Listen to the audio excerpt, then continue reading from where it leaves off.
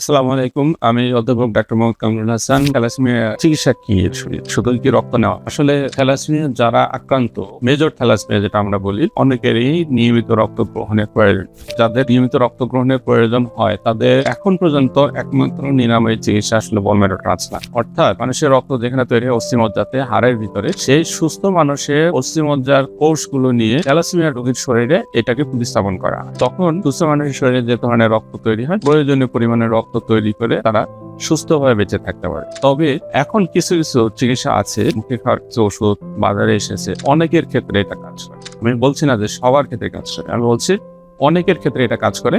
বিশেষ করে ই beta thalassaemia নিয়ে যারা আসে, এদের ক্ষেত্রে বেশ ভালো কাজ করে। হয়তো তাদের হিমোগ্লোবিনের পরিমাণ কম থাকে, কিন্তু রক্ত গ্রহণের প্রয়োজনীয়তা কম থাকে।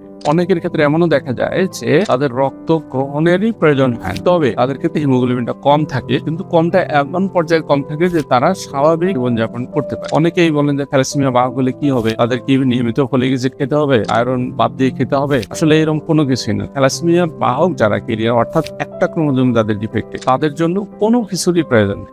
থ্যালাসেমিয়া বাহক যারা, বিশেষ করে বিটা থ্যালাসেমিয়ার মহিলারা যখন গর্ভবতী হন, সেই ক্ষেত্রে অনেক সময় তাদের পরিমাণ কমে যায়, তখন তাদেরকে বিশেষ কোনো ব্যবস্থা নিতে হয়।